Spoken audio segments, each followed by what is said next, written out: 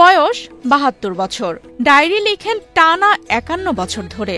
নিয়ম করে প্রতিদিন ১২টি এবং শুক্রবার ২০টি পত্রিকা পড়েন। জমান পত্রিকার বিশেষ সংখ্যা, সেগুলো আবার বাইন্ডিং করে বাঁধাই করে রেখেছেন। তার বাসায় ব্যক্তিগত লাইব্রেরিতে বই রয়েছে ৫,০০০-এরও বেশি।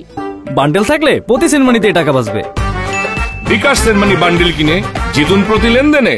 তিনি সৈয়দ আব্দুল কাইয়ুম। বর্তমানে তিনি মাধবপুর আলহাজ মোহাম্মদ আবু জাহের ফাউন্ডেশন কলেজের অধ্যক্ষ। এর আগে তিনি লাউর ফতেপুর ব্যারিস্টার জাকির আহমেদ কলেজ ও শশীদল আলহাজ মোহাম্মদ আবু তাহের কলেজের অধ্যক্ষ ছিলেন। আর প্রতি শুক্রবার হলো ২০টা পত্রিকা, বাংলা ইংরেজি সহ। এটা হলো। আর আরেকটা জিনিস হলো, যেটা একটা নেশায় পরিণত হয়ে গেছে, কোনো কারণে দেখা গেল যে আমি ১২টা পত্রিকা রাখি, বাসায় কিন্তু ২টা পত্রিকা রাখি। যে একটা পত্রিকা যদি আমি না কিনতে পারি, মনে হয় এটা নিয়ে তো অত্যন্ত গুরুত্বপূর্ণ একটা ফিচার আছে, আমি বাদ করে গেলাম। ২০ বছরের গ্রাহক, প্রতিদিন আমার থেকে ১২টা পেপার নেয় এবং আমার হকারের মাধ্যমে রেগুলার ৩টা পেপার বাসায় রাখে। প্রতিদিনই উনি আসে, মিস নেয়, একদিনও মিস নেই, সরকারি হোক বন্ধ হোক খোলা হোক, নিয়মিত উনি আমার দীর্ঘদিনের গ্রাহক। সৈয়দ আব্দুল কাইয়ুম যেখানেই গিয়েছেন সেখানেই লাইব্রেরি করেছেন, ব্যক্তিগত উদ্যোগে বই প্রদান করেছেন। তার এসব কাজকে কেউ কেউ পাগলামি ভাবলেও তিনি তার কাজ অব্যাহত রেখেছেন। এমনকি ডায়েরি লেখার অভ্যাসের কারণে অনেক ধরনের অপ্রীতিকর ঘটনা থেকেও মুক্তি মিলেছে বলে জানান তিনি। কারণে দেখা গেছে যে আমি পাশেই একটা বাসাতে ৯ বছর ভাড়া ছিলাম, নরুনহাট। আসার ১ মাসের মধ্যে দেখা গেল যে ওই বাসা থেকে একটা নোটিশ আসছে যে আমি প্রথম মাসে বিদ্যুৎ বিল এবং বাড়ি ভাড়া দিইনি, ৯ বছর আগে যে বাসাতে ভাড়া ছিল। আমি বললাম যে ঠিক আছে, ৯ বছরের পূর্বের যে ডায়েরিটা, আমি প্রতিদিন ডায়েরি লিখি, ওই ডায়েরি বার করলাম। বার করার পর দেখলাম যে না, আমি তো ওই মাস যেই মাসে ওই বাসা ভাড়া নিলাম, মাস শেষ হওয়ার পরে ৪-৫ তারিখের মধ্যে বাড়ি ভাড়া এবং বিদ্যুৎ বিল আমি দিয়ে দিয়েছি, ওই ডায়েরিতে লেখা আছে।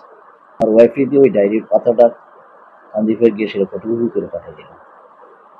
পাঠিয়ে দেওয়ার পরে ওনার মেয়েরা ছিল, বললো যে আপনি তুমি ভুল করছেন, আঙ্কেল তো ডায়েরি মেনটেন করছেন, তুমি বাসায় গিয়ে সেটা ওনার থেকে আমার চাই আসো।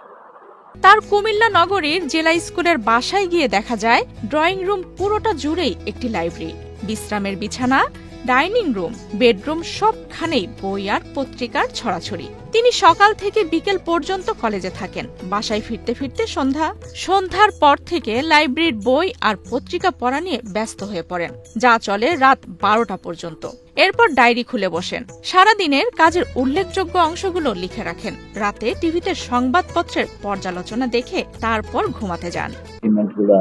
সংগ্রহ করা, এটা আমার হঠাৎ করে মনে হলো যে সারা বাংলাদেশের শিল্প সাহিত্যিকরা এবং স্কলাররা সংকলনগুলো লেখে, এগুলো যদি আমি সংগ্রহ করে একত্রে বাইন্ডিং করি, তাহলে একসঙ্গে দেখা যাবে যে আমার একটা চিন্তার খোরাক আমি তাদের থেকে পেয়ে যাবো বিভিন্ন বিষয়ের উপরে।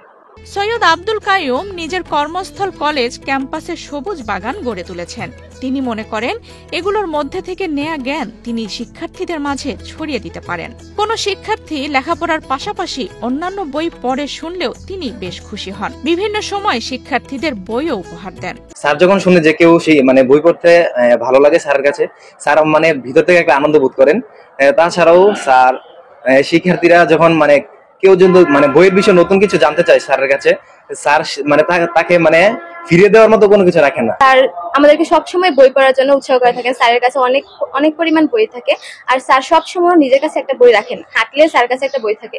যখন স্যার আমাদেরকে দেখা হতো বা আমরা অবসর সময় আমাদের লাইব্রেরি ক্লাসে স্যারের সাথে দেখা হয়, তখন স্যার আমাদেরকে বাহিরে থাকলে বাহিরে দাঁড় করে, তারপর স্যার আমাদেরকে অনেক ইনফরমেশন দিয়ে থাকেন অন্য বই থেকে আর কি। পত্রিকার বিশেষ সংখ্যা সংগ্রহ, নিয়মিত ডায়েরি লেখা আর পড়াশোনার নেশা, একাধারে এত গুণের অধিকারী বাবাকে নিয়ে বেশ গর্বিত তার মেয়েও।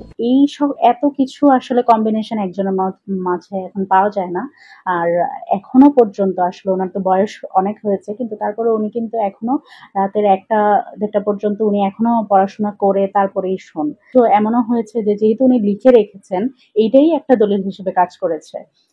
অনেক সময় অনেক বিপদ থেকে উনি রক্ষা পেয়েছেন শুধুমাত্র ডায়েরি মেনটেন করার কারণে। আসলে অনেক পরিশ্রমের ব্যাপার। মাশাআল্লাহ, আব্বু তো এই বয়সেও এগুলো করে থাকেন আর কি। তো আমরা অবশ্যই ওনাকে নিয়ে অনেক গর্বিত।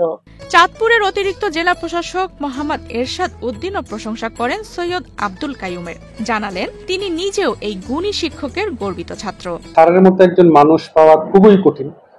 স্যার তার মানে যারা ছাত্রছাত্রী আছে তাদেরকে এমনভাবে গড়ে তোলেন যে একটা ছাত্র মোটামুটি বলা যায় যে মোটামুটি যে সে সবকিছুই জানতে পারে, স্যার ওভাবেই গড়ে তোলেন। যেটা আমি এই পর্যন্ত আসার পিছনে যদি আমি মনে করি যে একজন মানুষের পরিপূর্ণ অবদান যদি থাকে, যে কমপ্লিট অবদান, সেটা সম্পূর্ণ স্যারের কৃতিত্ব। সৈয়দ আব্দুল কাইয়ুমের মতো শিক্ষকরা সমাজের বাতিঘর। তার মতো গুণী শিক্ষক থাকলে সমাজে অন্ধকার যতই প্রকট হোক পথ হারাবে না বাংলাদেশ। আফসানা রিপা, বাংলাদেশ প্রতিদিন।